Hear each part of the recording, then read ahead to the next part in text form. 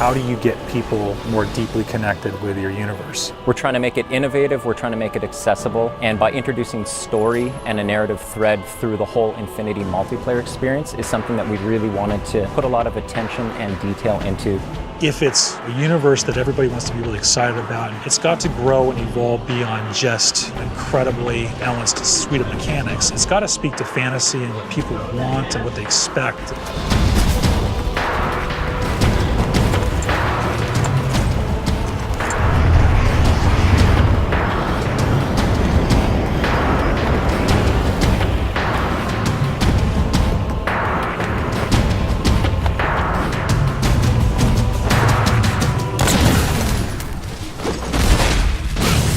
Something we really wanted to do with Halo 4 was to bring a new perspective to Halo multiplayer.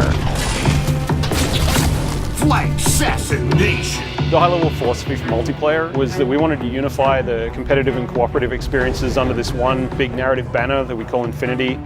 The Infinity is a UNSC ship that is home to the Spartan 4 program. Really try to contextualize multiplayer in such a way in which it doesn't feel like abstracted game mode off to the side. It feels very much part of the same universe.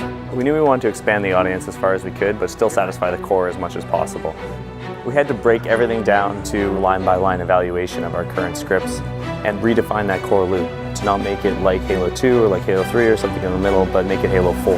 Halo starts with a philosophy that we've upheld, which is that your gameplay mechanics are consistent across every mode, so they don't change. We want to give players the power to choose which weapons they take in. People have their own personal favorites. It's a growth system in that you're unlocking customizations for your character, you're unlocking new weapons and abilities, but that's also helping to train you how to use those over time. You have armor abilities and armor mods, which are sort of under the hood modifications to your armor that give you abilities, give you passive changes. And then that completely fit in with our new scoring system. There's a lot of actions players take in multiplayer that contribute but don't necessarily put a score on the board. Because of the objective medals and all the extra ways you can score in a match, no players are finishing the game with a 0. Hail Mary. So one of the big things for us was making sure that people felt involved, felt like they could always contribute in some sort of way. You're getting rewarded for teamwork, your style, your kills, your assists, the objectives you complete. And as you do that, you're going to get medals that fill up your ordnance meter. Ordnance ready. Once your ordnance meter fills up, the UNSC Infinity gives you 3 rewards you can choose from. Those are going to be power weapons, power-ups, or grenades, and you can call them down right to you. Request confirmed. We've added what we're calling a situational record. That's a replay of the person that just killed you and how they killed you. It just adds a bit more information for players. The matchmaking system has evolved to let us join in progress. Overall, this means players will be getting into games faster and more often. So the new CTF really focuses on trying to encourage a little more team play. In the past, there was a lot of dropping of the flag and changing of roles. Now when you pick up the flag, Carrying flag. You're 100% committed, and at that point, your role is now to deliver that flag. your HUD will change to tell you exactly where the deliver point is. Flag capture. Everybody can see exactly what it is that they're supposed to do. If you don't have that flag, then you'll still get points for helping your flag carrier, driving him around, assisting him, saving his life, returning your own flag, defending your flag against the enemies. It's a much more intense experience for all of the players. Enemy team scored.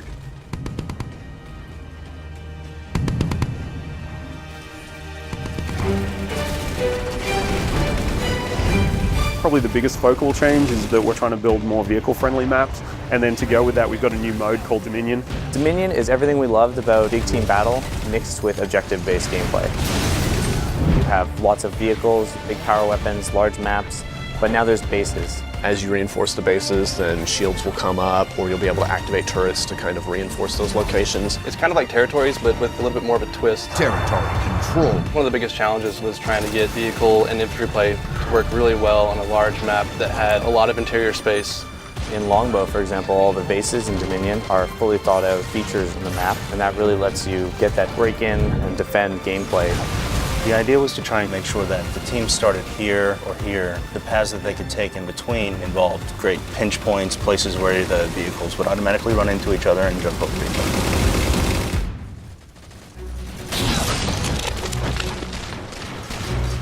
Whenever we start a space, we need to concentrate on a few key things. One is that there's distinct landmarks everywhere you look so you can orient yourself and you never get lost while you're playing.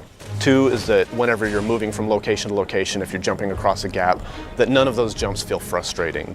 So for instance, floods are a replacement for infection and players have higher jump height. Infected. We needed to make sure that we could make a map that you're always going to hit your target, you're always going to be able to move around smoothly. Flood is a spiritual successor to Infection. We knew how popular this mode was, we knew it had a lot to live up to, so we didn't want it to just be a Slayer variant anymore. The ground up, it's a new script, it's its own mode now. And now when you're Flood, you get this new character model, you get a big claw, which you can completely slice the survivors in half with. If you look at the model, there's a set of fingers gripping the top of it. The idea being it's kind of been an explosive growth. As soon as they get infected, it just kind of pops out of them. There's like little teeth inside now. In addition to all of the new elements that we're adding to Halo 4 multiplayer, we're bringing back and improving a bunch of old favorites. We're bringing back King of the Hill and Oddball. With Oddball, we also want to incorporate all the elements of our new scoring system. We're looking for ways to make it a team-based experience like never before. Instead of just running away and hiding, now players get points for passing, catching, intercepting the ball. It completely changed the landscape. We're working with Certain Affinity to build content for multiplayer. It's a pretty huge undertaking. Certain Affinity's been a great partner to 343 for many years. They worked with us on the Defiant map pack and Halo Anniversary. For Halo 4, they helped us with a bunch of multiplayer and Forge maps. And one of those maps will have a Grithball core in it. Gain the lead.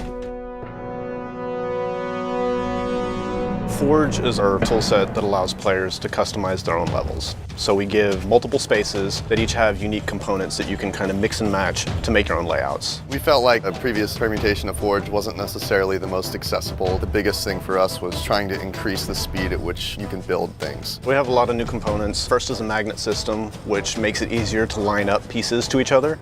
You see these little guys over here. These are hand-placed magnet points. Based on these points, you toggle it in the game and you can actually snap pieces together. Another thing that we have is the duplicate object tool. So if someone has a crazy idea, you can just place something. Oh, I have a mongoose, I can make 6 more of those. Whenever you exit your editing mode, you'll end up seeing shadows cast on the pieces that you placed. I can place a block sort of anywhere I want, and they'll just sit there. There'll be no shadow on the ground. It'll look kind of like it's floating, even though it's actually quite close to the ground. But then if I turn the lighting on, boom, you instantly get a shadow there. There's going to be things out there where we just end up scratching our heads being like, how did someone do that?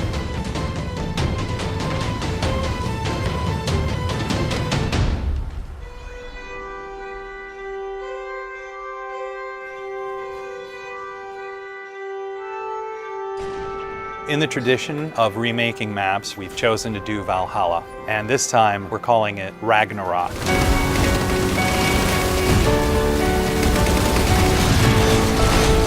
It is almost identical to the original layout of Valhalla. We fine-tuned things for jetpack and things like that. But the biggest change to this map is the addition of the Mantis. Mantis is probably the biggest new sandbox toy we have this time around. When you walk up to it, you'll see it sitting on the floor, and so you hop in this hatch in the back. On its right hand, it's got an enormous UNSC chain gun, and then on the left side, it's got a 5-canister rocket pod. You can use both weapons at the same time, and the rocket pod itself, you can charge up and actually fire all 5 rockets at once.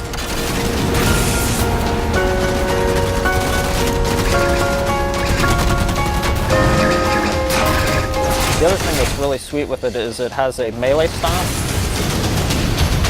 This is probably the most powerful vehicle in a Halo game since like the Scorpion or Banshee. We knew from the start that if we're going to put this in campaign, we have to bring in multiplayer. What better toy do I want to use the battlefield than the mech? When you look at Halo's audience, you've got a group of players that really gravitates towards campaign, and then another group of players that really gravitates towards multiplayer.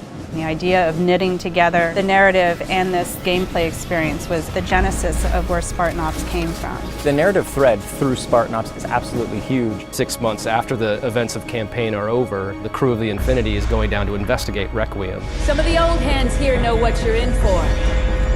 The rest of you, you're due an education. Each week you have a new episode of a series that's continuing to tell this evolving story. And then you have these 5 missions that tie directly to that episode. And actually, in some cases, you have a direct impact on what's happening in the next week's episode. Don't relax yet. You've got more hostiles headed your way.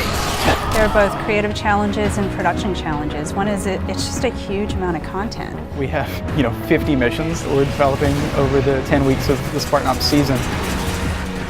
We only have this much space, we only have this much RAM, we only have this much bandwidth. So we had to do a lot of technical trickery so that everything that we wanted to accomplish was able to happen. We want you to feel invested as part of the story. We wanted players to feel like they're accomplishing something. You rise up through the ranks, and once you get up to 50, we have what are called specializations. Specializations are kind of the end game for your Spartan career. Each specialization has an armor set, a bunch of emblems, an armor skin, and probably the biggest thing is that you can also unlock an extra armor mod. You can actually have a little gameplay item. Are you a vehicle guy? Are you a sniper? Are you someone who wants to level up faster? We actually have a mod that lets you earn XP a bit faster. It's more about specializing how you play at that point rather than the core gameplay mechanics being modified. So all the choices that you're making carries into the Spartan Ops experience. I'm going to tune in every week. We'll experience the story together for the first time as friends, and then we'll go play together as friends. And so this sort of new version of the water cooler. Spartan Ops will be one of those pinnacle moments for us in the franchise of creating new expectations for gamers and really delighting people with just great new functionality.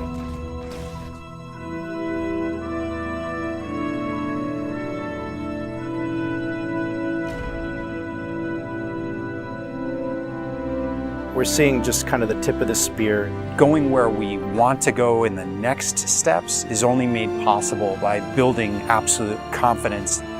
A hero is someone who takes action even though they have something to lose. You gotta have the gumption. You gotta have the confidence to go after it. No matter how deeply we explore the universe or how much detail that you find out about aspects of the universe, it's still bigger and more mysterious than any amount of information could ever give us. And I think that's how the real universe is. Super excited about where this game has evolved to. There's so much variation at all levels of the game that make it infinitely replayable. People play it and they say, man, that's great, I just want one more game, and another one, and just keep going. It has been sort of this puzzle that's come together person by person.